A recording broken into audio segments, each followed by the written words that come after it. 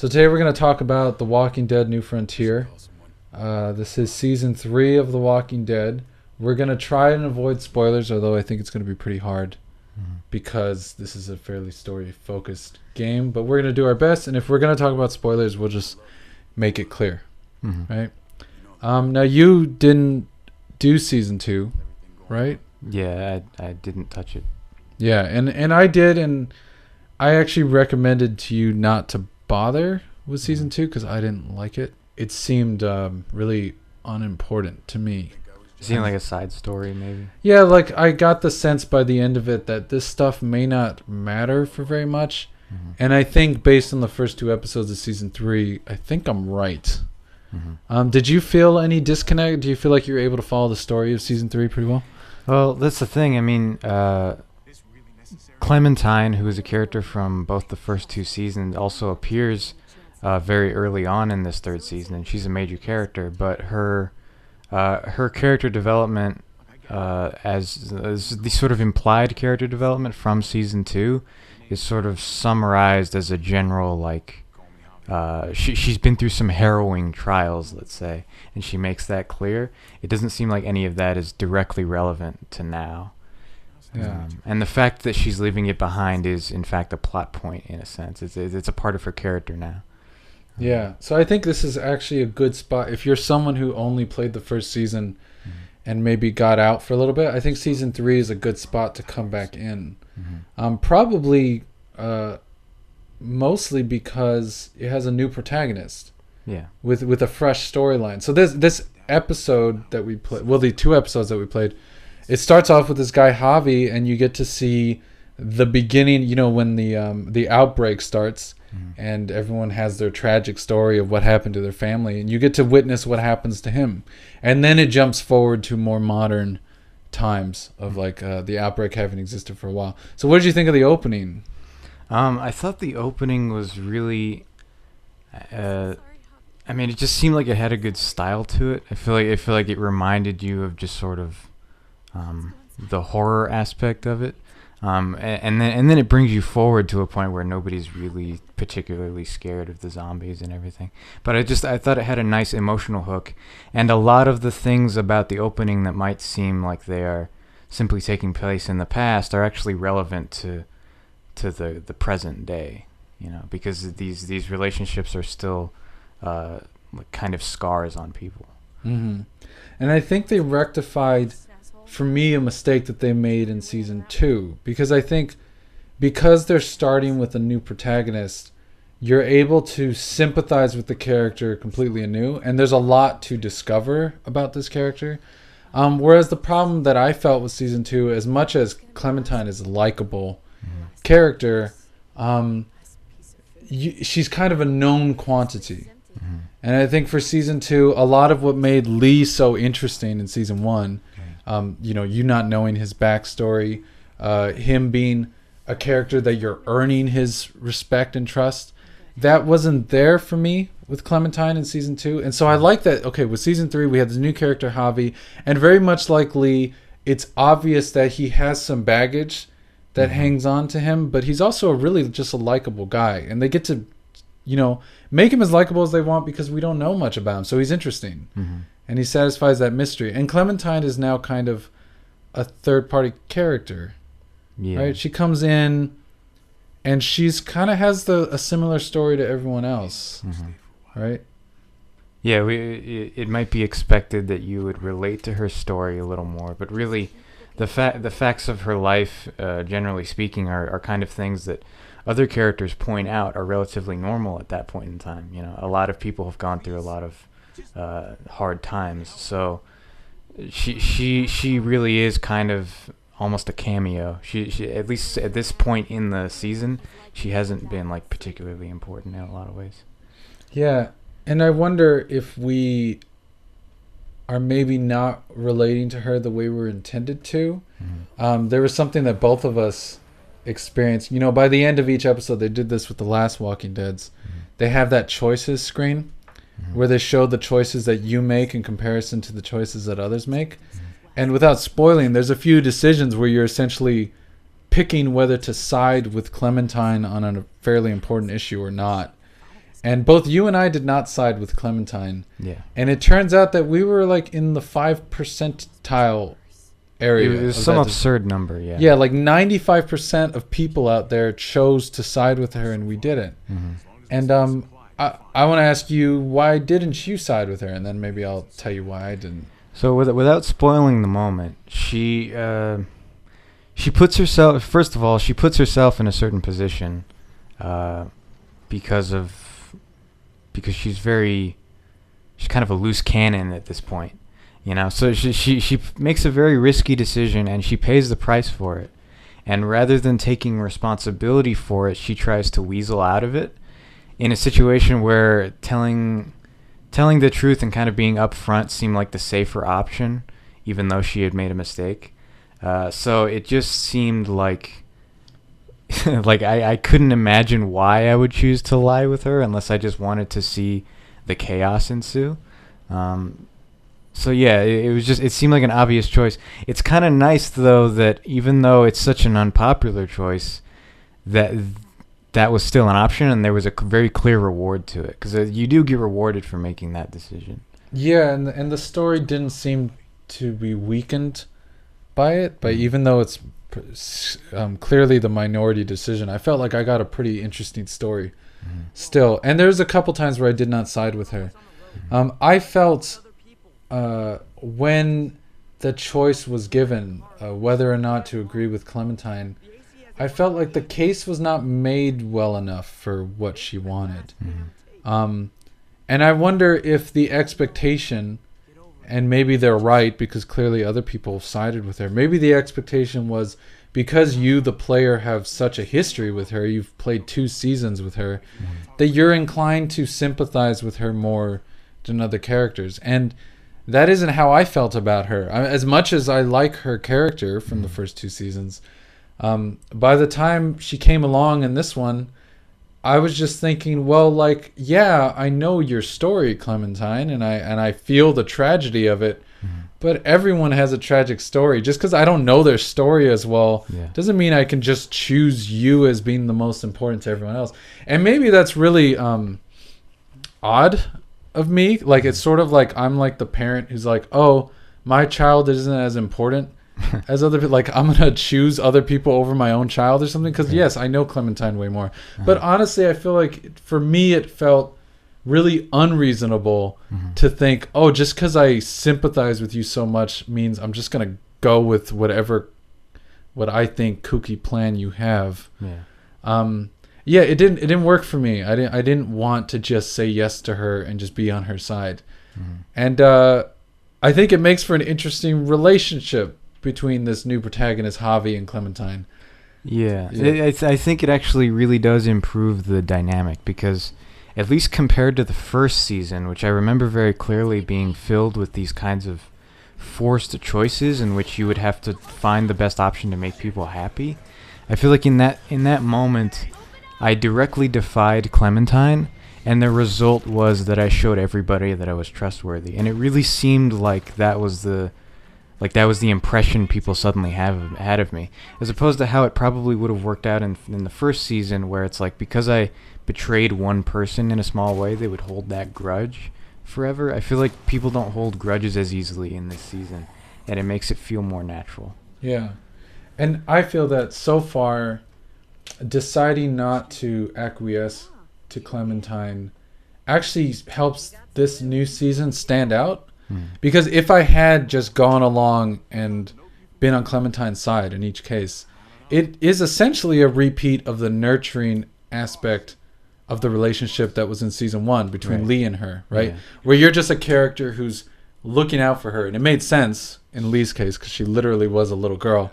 But now we have this new character, this new protagonist, who is just as affable and likable as Lee, but your relationship to Clementine is completely different. I think that kind of conflict is actually really interesting to watch for me. I think it's a much more compelling character. Although he does have characters that he is nurturing toward his family. Right. What did you think of those characters?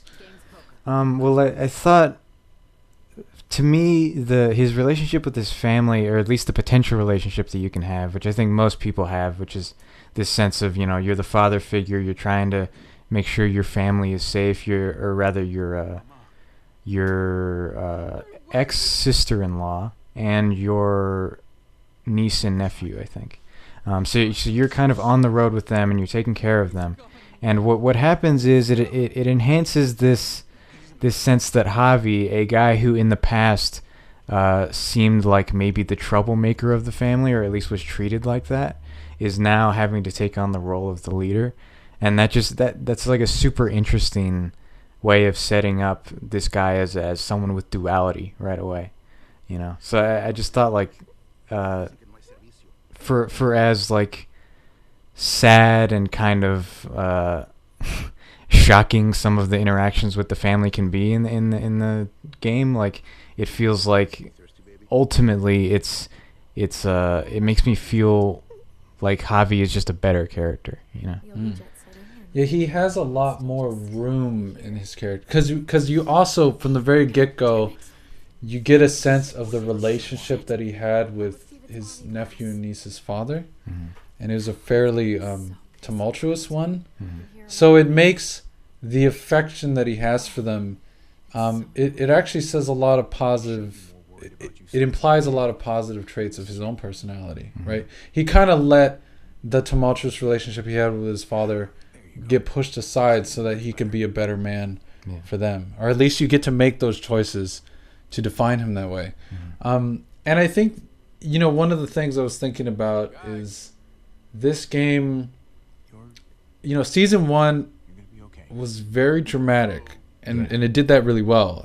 What made Walking Dead season 1 stand out at the time was it felt like you were making really difficult choices that had huge consequences, and you were making a lot of them, and that was real exciting. This one isn't exactly like that, but I think it has this nice element of pace. I felt like it's a little slower, although a lot still happens. But when I'm thinking back to my experience playing season 3 so far, like, I'm thinking of like when you're in that junkyard and you're just kind of walking around, you get to talk to your family, and like a lot of the big events happen on the tail end. I think even in the second episode, and it felt like there's more slowness, and I feel like I get Javi more. Maybe it's just the voice actor is really good. I find Javi a really likable character, and he feels more complicated than Lee.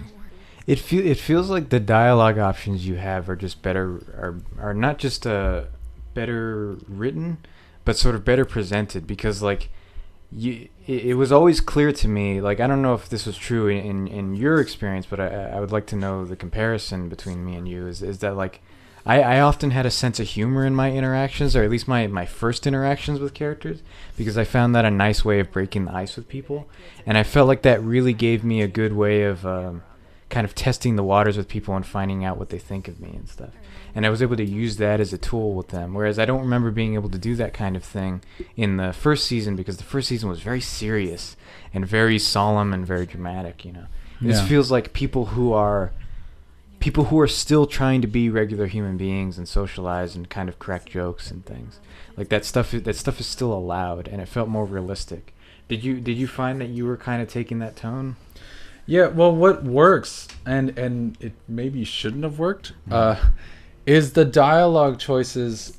What he says is quite different than what the dialogue choice says he's going to say, right? And this can backfire. You know, Mass Effect does this, and so does like Fallout 4, where you'll have a dialogue choice, and it'll say like, you'll be saying no to someone, and then the character in Mass Effect or Fallout will give a really aggressive version of the no that you maybe didn't expect him to do, or like he'll come across like a real jerk. Now this one has that, where the description of the dialogue choice will be pretty straightforward, and then what he'll say will be way more than what the dialogue choice says. But I generally felt I was really happy with his choice of words. It always felt like he was really nuanced about it and careful with his words. Yeah, he was actually better, more articulate than I would have been in that same situation. He seems like a real sociable, smart guy. And I like that character. I think it's more comfortable to be in his skin. Yeah, I feel like when I press the dialogue option, I feel like I can trust Javi to do what he needs to do. Yeah, he's definitely the strength of this episode. They introduce a lot of other characters. We eventually, this isn't too much of a spoiler, but eventually you do go to a town of sorts. It's not really a town, but there's a space where you get to meet a lot of other characters. Without getting into too many specifics, what did you think of the different characters that you get to meet? There's like Trip and Eleanor.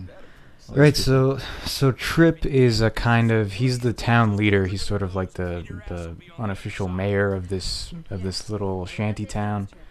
He seemed like he didn't immediately fit the stereotype of like, oh, he's going to be a hard ass and he's going to get on your case and stuff. He seems like he has the potential to, and I'm always I'm afraid of him in that sense. He still has control. Yeah. Right. But he's not just a caricature of a macho guy, you know? He's a real dude that you can work around by just not betraying his trust, you know? And so it's really actually quite rewarding and quite I feel an immediate Stockholm syndrome attachment to him. I want him to reward me. He's like a football coach, like the ideal football coach who can be real, have real high standards and really push you, but you desperately want his approval too. Like that Trip definitely I think they went for that. I feel like they made him a real bulky guy, so he comes across real strong physically. Yeah. And then so it makes his kindnesses all the more reassuring, because I feel like maybe this says a lot about me. I feel like there's a part of me that's like, oh man, don't get mad at me, man. Like you're cool. Like I want to be your friend, be my father figure, you know? Because if he did get mad at you, there's nothing you could do. Yeah, and it's probably your fault, and you feel like a dummy, and you should hate yourself. And then there's also a bit of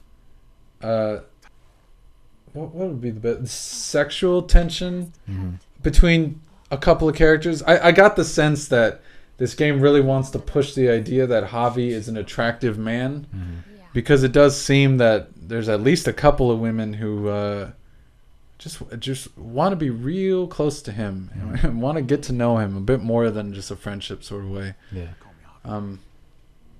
All available women seem very available. Yeah, it's kind of interesting. He doesn't try very hard.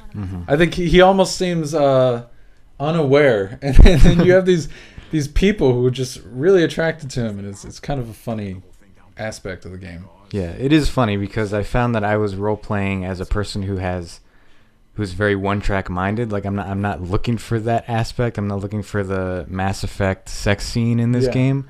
So like, the fact that they're doing that is kind of hilarious because I'm being very distant with them and everything. But it's not to the point of being like goofy. I think it's like well done and it's subtle and everything. Yeah. Now, what's different about this new season is we got 2 episodes immediately. Which episode did you like more, 1 or 2? If you had to pick, I mean, maybe they're on even ground. I would say that I found I had the most interesting dialogue options in the second episode. You know, there's much harder choices. I think that's for sure. I think the only time you and I mostly made the exact same choices, right? And the only time we didn't had pretty major consequences. Yeah. And that's like right before the end of the second episode. Yeah, I guess I would say that the first episode is extremely character driven, and the second episode, without sacrificing character, is very plot driven. Like it's like the second episode's like, okay, we're putting the foot on the gas. Let's make sure there's a big plot reveals, and like it actually ends with a big reveal in a way that I don't think the first episode ends with a big reveal. Do you like that it was 2 episodes at once? Do you feel like that was a good amount of time? I mean, I felt like because I played them all in one day, so I definitely found it easy to play. I think overall the reason it was okay that it was 2 episodes as opposed to, say, the first season being released in multiple episodes at a time. Like, because the first season, as an example, is something that I can definitely only play 1 episode at a time because I found that season very stressful. And this one isn't as stressful because I think overall it's written in such a way where the game, the scenarios aren't trying to surprise you constantly. You know, like once they've established an interesting backdrop for the decisions you're making, the game kind of follows your lead at that point, and it lets you make the decision you were trying to make. You know.